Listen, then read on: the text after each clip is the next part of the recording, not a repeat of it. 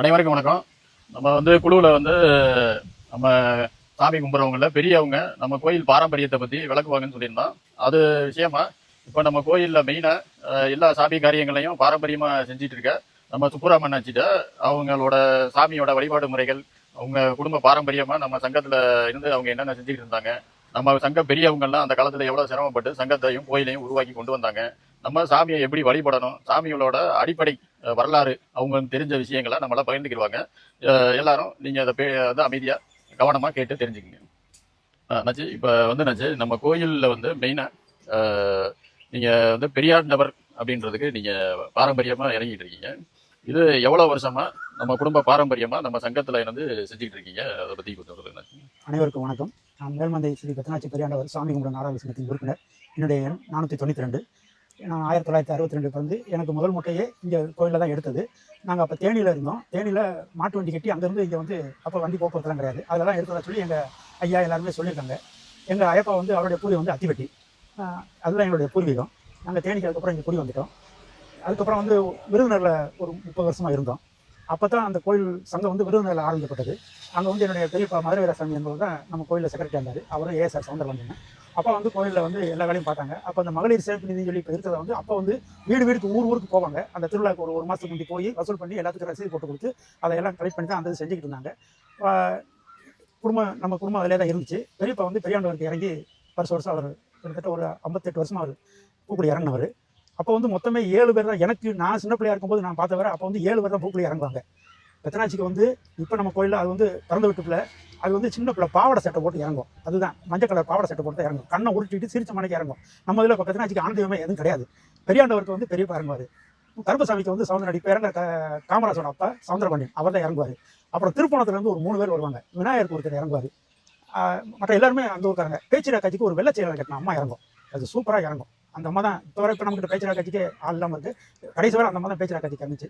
நல்லா இதாகி கொண்டு வந்தது. கூடலே இவங்க இந்த அக்னி சட்டி அப்படின்னு சொல்லி ஒரு சில வழிமுறைகள் கொண்டு வந்தாங்க. அது கொஞ்ச நாள் போய்கிட்டு இருந்துச்சு. நானே 21 சட்டி கிட்டத்தட்ட ஒரு 10-15 வருஷமாக எடுத்துக்கிட்டு இருந்தேன்.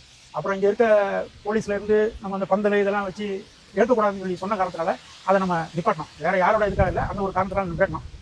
அடுத்து இன்னொன்று நல்லா கேட்டுக்கிட்டீங்கன்னா, நம்ம பெத்தனாச்சிக்கு உள்ள முழு இதுவே பூக்குடி தான். இதெல்லாம் நீங்கள் வெளியூரில் மற்ற எந்த கோயிலும் என்ன வேணால் பண்ணிக்கலாம். அவங்க வீட்டில் இருக்க கோயில் எது வேணால் பண்ணிக்கலாம். பெத்தனாச்சியோட முழு இது அது உடன்கட்டை ஏறின அதோட வரலாறு அது ஒன்று இருக்குது. அதை நிறைவேற்ற நம்ம இப்போ வரை செஞ்சுக்கிட்டு இருக்கோம். பெரியாண்டவர்ங்கிறது பெத்தனாச்சியோட கூட பிறந்த அண்ணன். கருப்பசாமி காவல் தெய்வம். விநாயகர் முருகன் எல்லா கோயிலில் உள்ள சாமி. இதுதான் நம்ம பேச்சிரா காட்சி. அதே மாதிரி அவர் நம்ம முனியன், அவர் ஒரு காவல் தெய்வம். செட்டியாப்பன்கிறது இவங்க அனுபவத்தில் தெரிஞ்சது. ஒரு தடவை வியாபாரத்துக்கு போயிட்டு இந்த பக்கம் வரும்போது மழை பெய்ய சொல்லி இங்கே தங்கிட்டாங்க. நம்ம இந்த இடத்துல தான் தங்கிட்டாங்க. தங்குறப்ப ராத்திரி படுத்துருந்தப்ப எல்லாமே வத்தல் இந்த மாதிரி வியாபாரம் பார்த்துட்டு வந்தாங்க. அப்போ ஒரு நம்ம செட்டிப்பங்கிற உருவத்தில் இருக்கிற ஒருத்தர் வந்துட்டாரு. எப்போ இங்கே ராத்திரி பூரா களவாணி பய வருவாங்க, நீங்கள் வாட்டி இப்படி படுத்து கிடக்குறீங்க, இதெல்லாம் கொடுங்க நான் பத்திரமா வச்சுக்கேன்னு சொல்லி கேட்டோடனே இவங்க கொடுத்துட்டாங்க. காலையில் எழுந்திரிச்சு பார்த்தா பணம் இருக்குது, ஆள் இல்லை. அதைத்தான் நம்ம இப்போ வரை செட்டிய பணம் வச்சு நமக்கு இன்னைக்கு நம்ம ஏழு போகிறப்ப பணம் நம்ம நகையெல்லாம் வச்சு கொடுத்து போனால் அவர் பாதுகாத்துக்கிடுவாருங்கிற ஒரே காரணத்துக்காக தான் அவர்கிட்ட இன்னைக்கு வரைக்கும் நம்ம ஒப்படைச்சிட்டு போகிறோம். அதே மாதிரி ஐயனார், இதெல்லாம் நம்ம முதல்ல வெளியே அங்கங்கிறது இப்போ நம்ம நிர்வாகத்தை பெருசாக கூட நம்ம எல்லாத்தையும் உள்ள நம்ம ஒரே இடத்துல வச்சிருக்கோம். நமக்கு இதுதான் மெயின், நம்ம இதுதான் முக்கியத்துவம் கொடுக்கணும். நீங்க சொன்னீங்களா இந்த அக்னி சட்டி இதெல்லாம் இல்ல நம்ம பாரம்பரியத்துல திருவிழா வியாழக்கிழமை ஆரம்பிக்கும். குத்துவிளக்கு பூஜையோட கொலைப்பட்டி அதெல்லாம் போட்டியெல்லாம் நடக்கும். நமக்கு அம்மனுக்குன்னு உள்ளதில் குத்துவிளக்கு பூஜை நம்ம மாசம் பௌர்ணமி பண்றோம். திருவிழா அன்னைக்கு ரொம்ப சிறப்பாக பண்றோம். எவ்வளவு பேர் வராங்களோ கிட்டத்தட்ட 600-700 பேர் வராங்க. அவ்வளவு பேரும் பார்ட்டிசிபேட் பண்ணி அதுக்கு ஒருத்தவங்க பாட்டு படிக்கிறாங்க. அந்நேரம் அவங்க பாட்டு படிக்கும் போதே ஒவ்வொருத்தருக்கும் அந்த சாமி வேகம் உட்காந்துக்க மாதிரி ஆட ஆரம்பிச்சாங்க. இப்போ கருப்பனுக்கு படிக்கிறப்ப நம்ம கருப்பனுக்கு நமக்கு இறங்குற காமராஜுக்குமே சாமி இது பண்ணுவாங்க. அது இது நடக்கும். இதுக்கப்புறம் மால் பண்றது, நம்ம முக்கியமானது மால் பண்றது. மால் பண்றதுங்கிறது நம்ம பூக்குழி எந்த இடத்துல ஆரம்பிக்கணுங்கிறதுக்காக கொடுக்கக்கூடிய உத்தரவு. அதை கருப்பன் தான் அந்த எல்லையை காட்டுவார். நம்ம கருப்பனை லேசாக வைக்க முடியாது. கருப்பன் வெளியே தான் இருக்காரு. ஆனா எல்லைக்கு அவர் தான் கட்டுப்பட்டவர். நீங்க உள்ளுக்குள்ள என்ன வேணாலும் யார் வேணா என்ன வேணா பண்ணிக்கலாம். ஆனா எல்லைக்கு வெளியே வந்தாச்சுன்னா அவர் கண்ட்ரோல தான் நம்மளே இருக்காரு. அவர் சொல்ற நம்ம கேட்டுட்டாங்க. நிறைய பேர் கேட்பாங்க, நீங்க இவ்வளவுதான் பாக்குறீங்க, ஏன் நீங்க தேங்காய் உடைக்கல, நீங்க கூட நடத்துறேன். நான் அந்த விஷயத்துல போக மாட்டேன். ஏன் கேட்டா அவர் அதை கரெக்டா செய்யறாரு. அது ஏன்னா நாளைக்கு ஏதாவது ஒண்ணு இல்லாட்டினா எல்லாரும் சங்கடப்படுவாங்க. அதனால அவர் பொறுப்பு நான் தோற வச்சிருக்கேன். அவர் கொடுக்கக்கூடிய எல்லையில கண்டிப்பா மால் பண்ணணும். அதை மாற்றி பண்ணா நாளைக்கு ஏதாவது ஒரு பிரச்சனைனா நம்ம கற்பனோட இதை நம்ம ஏற்றுக்க முடியாது, அதை தாங்க முடியாது. அதனால நம்ம இன்னைக்கு வரைக்கும் அதை இது பண்ணி தான் நம்ம போய்கிட்டு இருக்கோம். அந்த மால் பண்றப்ப அந்த பெத்தனாச்சி, பெரியாண்டவர், ஐயனா, இது கருப்பேன் 3 பேரையும் கூட்டு வச்சு தான் பண்றாங்க. எனக்கு நான் இப்போ ஒரு 2-3 வருஷமா சொல்றேன், எல்லாருக்கும் சாமி இறக்கி, ஏன்னா எல்லாரும் அவங்களும் 21 நாள் விரதம் வந்துட்டாங்க, அவங்களே இறக்குவோம், அவங்களே வாய்தா இருக்க சொல்லுவோம் சொல்லி நான் கேட்டுட்டே இருக்கேன். போன வருஷம் கொஞ்சம் பண்ணோம், இந்த வருஷம் மீதி இருக்க முடியும் கொஞ்சம் இறக்கி விட்டு பண்ணணுங்கிறது என்னோட மனசுல ஓடிக்கிட்டே இருக்கு. ஆனா ஒரு சிலருக்கு வாய் அப்பதான் இருக்காது. நீங்க அநியாயம் கூப்பிட்டீங்கன்னா, நீங்க சொல்றீங்களா ராக்காச்சியா காணும் அதை காணுட்டு உள்ளுக்குள்ள இருப்பாங்க, அதை நம்ம கூப்பிட்டு கேட்டா தான் தெரியும். எல்லாருக்கும் வாய்தா இருக்காது. நீ சொல்லுப்பா, நீ யார் பண்ணி என்ன வந்துருக்கா அப்ப சொல்லிடும், நான் இன்னாலும் அடிக்கும். அப்போ உன் எல்லை இது பண்ணா அது எல்லை காமிக்கும். நீ உன்னோட இது என்னன்னா அது அதோட பணத்தை சொல்லும். இப்படிதான் ஒன்னா கண்டுபிடிக்க முடியும். எல்லாருமே நம்ம அப்படியே அடுத்த ஜெனரேஷன் எப்படி வராது அப்படிலாம் வராது. இப்ப நான் இறங்கிருக்கேன், அடுத்து என் பையன் அதுல இல்ல, என் பேரன் அப்படி வருவான்னு நான் சொல்ல முடியாது. அந்த மாதிரி தான் அது முடிவு பண்ணும். அது நம்ம எதுனாலும் நம்ம ஏத்துக்கிட்டாங்க. அன்னைக்கு நான் பெருசு, என் குடும்பம் அப்படிலாம் நம்ம கிடையாது. இன்னைக்கு பத்தனாச்சாரங்க யாருமே அந்த குடும்ப வாரிசுல வரல. நான் ஒருத்தன் எங்க பெரியப்பா அடுத்து வந்திருக்கேன். நான் வந்திருக்கேன்னா நானே இறங்குறது பெரிய பெத்தனாச்சியா தான் இறங்கிட்டு இருந்தேன். என்னையவே கேள்வி கேட்டாங்க, நீ இப்ப பெரியாண்டவர் வந்து நீ பெத்தனாச்சிக்கு முதல்ல இறங்கிட்டு கேட்டாங்க. ஏன்னா அது உருமாத்தி கொடுத்துச்சு. அவரால் முடியாது. அவர் 50 வருஷம் வந்து நான் இதோட முடிச்சுக்கிறேன்னு சொல்றப்ப அதுக்கப்புறம் அவர் இறங்கினாரு. ஆனா அந்த வருஷமே என்னை அதை மாத்திருச்சு. எனக்கு போதும்னு சொல்லி சொன்ன உடனே எனக்கு அதோட, அதாவது இதோட இதோட ஆட்டம் வேற, அதோட ஆட்டம் வேற. பெரியாண்டவர் வந்து ரொம்ப சாந்தமான குணம் உள்ளவர். அவருக்கு கோவமே வராது. அவர் ரொம்ப ரொம்ப இதா ஆக்ரோஷமா ஆடி அப்படிலாம் செய்ய மாட்டார். அவர் ஆடி அமைதியா இருப்பா செய்வாரு. ஆனா அவருக்கு கோவம் வந்தா அது எல்லை மீறியும் போகக்கூடிய அளவுக்கு இருக்கும். அது கம்மாயில இருந்து இப்ப நம்ம கும்பாசோட மண் எடுத்து பண்ணதுக்கப்புறம் உள்ள ரொம்ப பவர் ஏறி அந்த இதோட பாத்தீங்கன்னா எனக்கு உடம்பு முறுக்க மீதி அதெல்லாம் செய்யாது. இங்க என்னைக்கு இங்க வந்து வச்சோமோ அன்னைக்கு வந்து உடம்பு அப்படி முறுக்கி கொடுத்துட்டு அதுக்கப்புறம் தான் காப்பை கட்ட விடுது.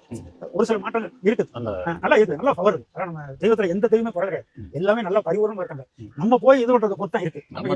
வழிபாடு பண்றதுல அந்த தெய்வம் இருக்கிற தன்மையை வந்து காட்டுது. இப்ப மரலாடுறப்ப வந்து கருப்பை வந்து எல்லையை காமிச்சு நம்மளுக்கு வந்து அது மாதிரி மறுநாள் காலையில நம்ம கடல்ல இருந்து அந்த வேல் குத்துறதுன்றது எதுக்கு அந்த பெரியாண்டவர் அவர் கொடுத்த எல்லையை நம்ம வந்து நிப்பாட்டோம். இந்த எல்லையில தான் உறுதி பண்ணணும். எல்லையை உறுதி பண்றதுக்கு பெரியாண்டவர் தான் பொறுப்பு. எல்லையை காமிக்கிறது கருப்பசாமி, எல்லையை உறுதி பண்றது பெரியாண்டவர். அவர் உறுதி கொடுத்தோடனே அந்த இடத்த நம்ம பண்ணிட்டு அதை நம்ம சுத்தி ஸ்ப்ரே பண்ணி நிப்பாட்டிடுறோம். மறுநாள் காலையில தீர்த்தம் எடுத்துப்போம். கடல் தீர்த்தம் அந்த காலத்துல இருந்தே கொண்டு வந்தது. தீர்த்தம் எடுத்து கொண்டு சாமிக்கு அபிஷேகம் பண்றது செய்யறது எல்லாம் முடிஞ்சா அப்புறம் அவங்க பொங்கல் வைக்கிறவங்க, அவங்க நேர்த்திக்கடன்களை முடி எடுக்கிறவங்க, கால் ஊத்துறவங்க எல்லாமே அவங்க நேர்த்திக்கடன் பண்ணுவாங்க. சாயந்தரம் ஒரு இந்த இப்போ முளைப்பாரி இது வருது, அது முடிஞ்ச உடனே பூக்குழி வளர்க்குறது. அதுவுமே வந்து அந்த நம்ம 21:8 சைஸ் நம்ம எப்பயுமே வைக்கக்கூடிய சைஸ். 21:8 நீளம் 21 அடி, அகலம் 8 அடி. இதுல ஆழங்கள் வந்து ஒவ்வொரு சில நேரம் ஒவ்வொரு மாதிரி மாறும்.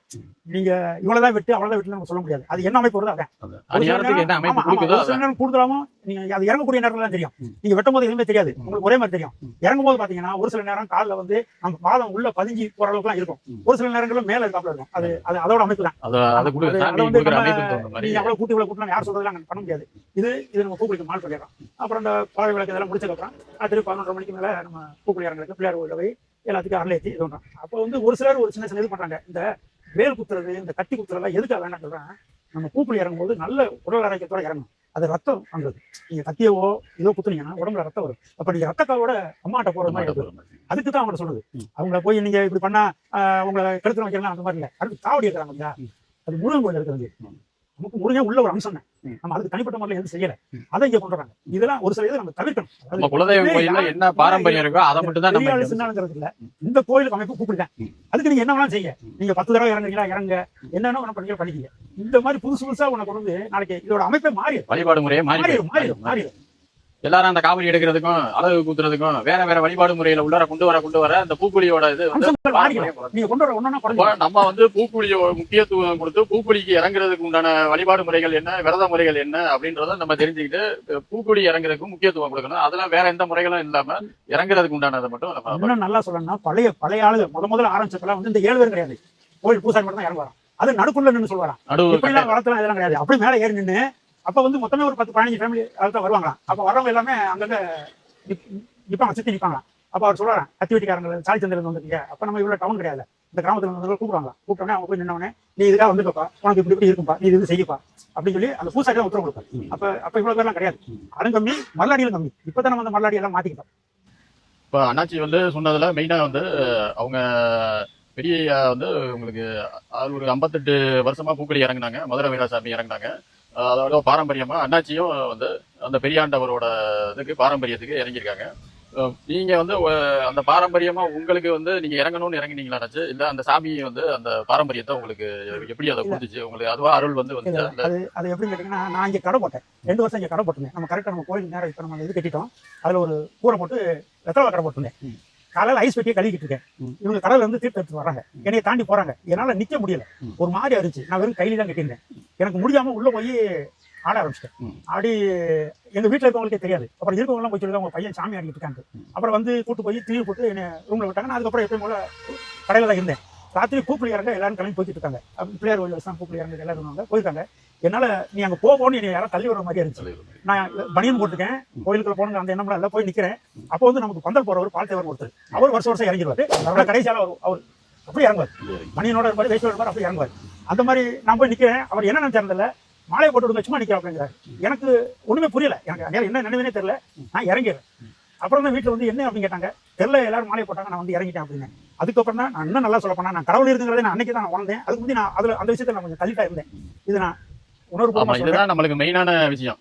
நம்மள வந்து சாமி வந்து பாரம்பரியமா நம்ம பங்காளிகள் வந்து ஒரு கூட்டமா குழுவா வந்து நம்மளுக்கு பணிவிடையா நம்ம வந்து தொடர்ந்து நம்ம குலதெய்வத்தை கும்பிட வர்றப்ப அதுவே வந்து அந்த குடும்பத்துல ஒருத்தருக்கு இறங்கி அதை வழி நடத்தி கொண்டு போகும். அதுக்கு உதாரணமே நம்ம வந்து அண்ணாச்சி தான். அதையும் பெத்தனாச்சிக்கு முன்னாடி காவல் வந்து கூட இருக்கிற சகோதரன் மாதிரி அந்த பெரியாண்டவர் இருக்கிறப்ப அந்த பெரியாண்டவர்ன்ற பாரம்பரியத்தை அண்ணாச்சிக்கு வந்து சாமியை வந்து கடத்திருக்கு. இதுதான் இதே மாதிரி கருப்பசாமிக்கு ஒரு குடும்பமா ஒரு 6-7 பங்காளிகள் அண்ணன் தம்பிகள் இருக்கப்ப அதுல ஒருத்தருக்கு வந்து ஒரு தெய்வம் நம்மளுக்கு வந்து இறங்கும்.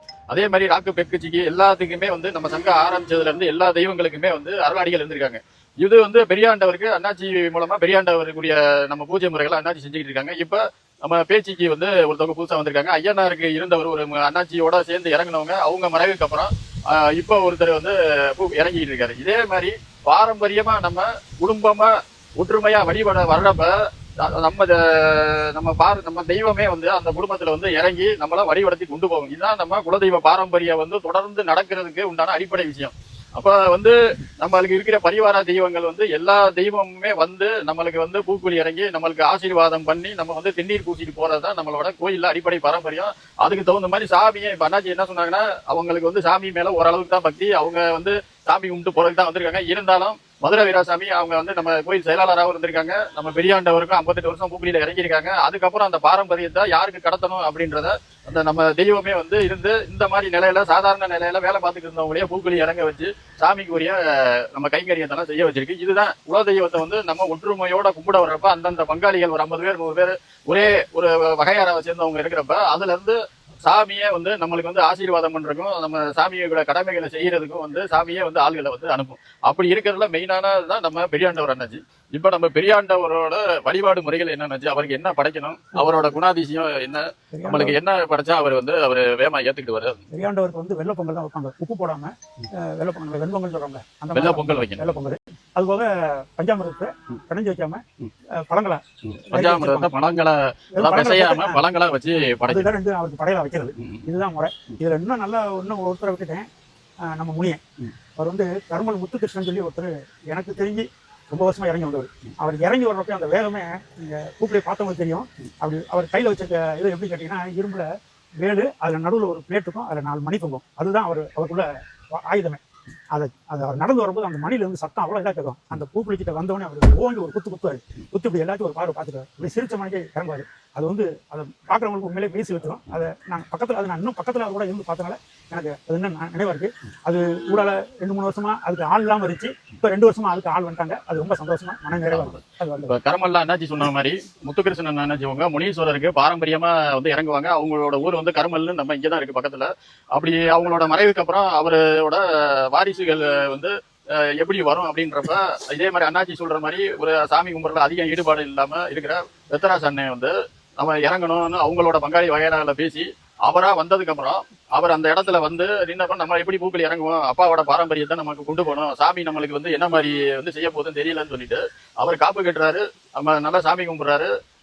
நம்ம வந்து உங்களுக்கு மால் செய்யற பூஜையிலையும் கலந்துக்கிறாரு. பூக்குழி இறங்க வர்றப்ப வந்து நின்றுட்டு இருக்காரு. அப்ப வரைக்கும் அவருக்கு வந்து நம்மளுக்கு என்ன நடக்க போகுதுன்னு தெரியல. இப்ப அண்ணாச்சி சொன்னாங்கல்ல, இப்ப அந்த உங்க வல்லைய மாதிரி இருக்கும் உங்களுக்கு கம்புல மணி குத்தி அந்த வல்லையத்தை வந்து அவங்க அப்பா இறங்குனதுன்னு சொல்லி இப்ப பாருங்க புள்ளரிக்குது நம்மளுக்கு. அதை கொண்டு வந்து அவர் கையில கொடுத்த உடனே அவங்க கூட பிறந்த சகோதரரே சொன்னாங்க அவரோட முகமே மாறிடுச்சு அப்படின்னு. அவங்களோட அப்பா அண்ணாச்சி சொன்ன மாதிரி முத்துகிருஷ்ணன் அவங்களோட முகமே அவர்கிட்ட வந்து அவரோட முகம், கண்ணு, உருவம், உடல் மொழி எல்லாமே மாறி அவரை அறியாமையே வந்து அவங்க அப்பா எப்படி முன்னங்கால் வச்சு பின்னங்காலையும் ஒரு மாத்தி ஒரு ஸ்டெப் போட்டு வருவாரோ அதே மாதிரி இறங்கி வெளியில வந்திருக்காரு. எல்லாரும் அவங்க பங்காளி எல்லாம் அவர்கிட்ட ஆசீர்வாதம் வாங்கி முடிச்ச பிறகு அவரே என்ன சொல்லியிருக்காருன்னா, இது எப்படி நடந்துச்சுன்னு எனக்கே தெரியல. எனக்கு வந்து அந்த வல்லையத்தை அவங்க அப்பா வச்சிருந்த அந்த ஆயுதத்தை வச்சு இறங்குறத அதை கையில கொடுக்குற வரைக்கும் இல்லாம அப்ப அந்த ஆத்மாவும் சரி நம்ம குலதெய்வமும் சேர்ந்து இறங்கி அந்த பங்காளி வகையார மூலமா அவரை முனீஸ்வரருக்கு உண்டான பாரம்பரிய கைங்கரியங்களையும் கடமைகளையும் செய்யறதுக்கு வழி வழியா செய்யறதுக்கு அவங்கள இறங்கிருக்கு. அப்ப நம்ம வந்து சாமியை நோக்கி வரணும். அந்தந்த பாரம்பரியத்துல முன்னாடி இறங்கினவங்க சாமிக்குரிய கடமைகளை வந்து செய்யறதுக்கு வந்தா நம்ம சாமியே வந்து நம்மள கடமையை செய்ய வைக்கிறதுக்கு உண்டான வழியை கொடுப்பாங்க. அந்த பங்காளி வகையாரெல்லாம் அவங்க வந்து திண்ணீர் பூசி ஆசீர்வாதம் பண்றப்ப அந்த வம்சம் வந்து நம்மளுக்கு விருத்தி ஆகும். இதே மாதிரிதான் பெத்தனாச்சியோட பரிவாரங்கள்ல ஒவ்வொரு வகையார அந்தந்த சாமிக்கு இறங்குறாங்க. அவங்க வந்து எல்லா பங்காளிகளுக்கும் பூக்களி முடிஞ்சோடனே ஆசீர்வாதம் பண்றதுதான் நம்மளோட மெயினான பாரம்பரியம். இப்ப நம்ம கோயில்ல வந்து முன்னாடி விநாயகர் இறங்கிட்டு இருந்தாங்க, இப்ப இல்ல. பெரியாண்டவருக்கு அண்ணாச்சி வந்து இறங்குறாங்க. கருப்பசாமிக்கு வந்து நம்ம காமராஜ் அண்ணன் முன்னாடி சுந்தரமணியன் அண்ணாச்சின்னு சொல்லி இறங்கியிருக்காங்க. அவங்களோட வாரிசு காமராஜ் அண்ணன் இறங்குறாங்க. இப்ப பேச்சுக்கு ஒரு அம்மா இறங்குறாங்க. ராக்குக்கு இப்ப ஆளு வந்து இல்ல பாரம்பரியத்துல. இதே மாதிரி நீங்க வந்து அந்த பாரம்பரியத்தை வழிபடுறவங்க ராக்கு பேச்சு வந்து நல்லா கும்பிடுங்க, அவங்க நம்மகிட்ட வந்து செய்வாங்க. அதே மாதிரி முனீஸ்வரருக்கு இப்ப பத்திராசன் இறங்குறாங்க, அவங்க வாரிசுல வந்துருச்சு. அதே மாதிரி உங்களுக்கு ஐயனாருக்கும் வாரிசு முறையில இல்லைன்னாலும் ஒருத்தர் வந்து இப்ப ஐயனாருக்கு வந்துட்டாரு. அது அந்த வம்சத்தை கடத்தி அடுத்தடுத்து கொண்டு போகும். இப்ப செட்டியப்பனுக்கு இறங்கின செட்டியப்பனுக்கு இருக்காங்களா இப்ப இறங்குறாங்க, இப்ப இறங்குறது இல்ல.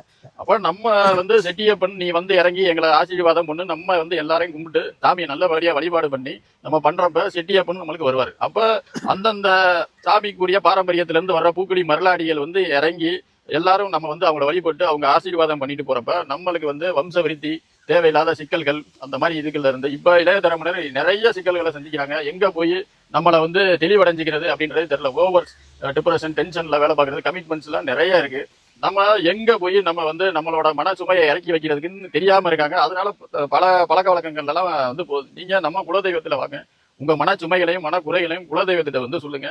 நம்ம குலதெய்வம் நம்மளை காக்குறதுக்கு தான் இருக்கு. நீங்க எங்கேயுமே போக தேவையில்லை. நம்ம குலதெய்வத்தை வந்து ஒரு அரை மணி நேரம் இருந்து ஒரு தியானமோ வழிபாடு பண்ணிட்டு உங்க மன குறைகளை வந்து இறக்கி வச்சீங்கன்னா நம்ம தெய்வமே நம்மளுக்கு போதும். நம்மளை வந்து நம்மளோட கடைசி காலங்கள் வரைக்கும் நம்மளை வழி நடத்தி கொண்டு போகும். இப்ப அண்ணாச்சி சொன்ன வழிமுறைகள்ல நம்ம வந்து பெரியாண்டவரை வணங்கி நீங்க விளையாட வணங்கி வர்றப்ப அவரோட அனுக்கிரகத்தை பூரா நம்மளுக்கு வந்து செய்வார். இது வரைக்கும் நம்ம கோயில் வழிபாடு முறைகள் இதை பத்தி அண்ணாச்சி நம்ம இப்ப கோயில் வழிபாட்டுக்கு வந்த இடைப்பட்ட நேரத்துல நம்மளுக்கு வந்து விளக்கம் கொடுத்துருக்காங்க.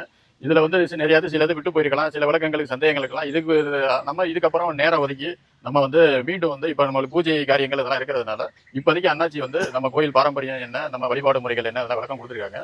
இதுக்கப்புறமும் நம்மளுக்கு இதுல இருக்கிற சந்தேகங்களை அண்ணாச்சி வந்து இன்னொரு நாள் நம்மளுக்கு இன்னும் வந்து தெளிவா விளக்கம். உங்க சந்தேகங்களை நீங்க வாட்ஸ்அப்லேயே சொல்லுங்க. எனக்கு தெரிஞ்சதை நான் அந்த வாட்ஸ்அப்ல பதிலாவே சொல்லிடுறேன். அவங்கவுங்க சந்தேகங்கள்ல வந்து குழுவில் வந்து வாட்ஸ்அப்ல அனுப்பிச்சிங்கனாலும் சரி, இல்லை அண்ணாச்சிக்கு நேரடியாக அனுப்பிச்சாலும் சரி, அண்ணாச்சி அதுக்குரிய விளக்கங்களை வந்து கரெக்டாக வந்து கொடுப்பாங்க. உங்களுக்கு வந்து இந்த மாதிரி எனக்கு சாமி தட்டுப்படுது, பூக்குழி இறங்கணும், இல்லை இந்த மாதிரி வழிபாடு முறைகளில் வந்து எனக்கு இந்த மாதிரி டவுட் இருக்கு, விரத முறைகளில் வந்து இந்த மாதிரி இருக்கு அப்படின்னா நேரடியாக அண்ணாச்சியை தொடர்பு கொண்டு நீங்க பேசி அதுக்கு உண்டான விளக்கங்களை வந்து வாங்கிக்கலாம். நன்றி அண்ணாச்சி, ரொம்ப நன்றி.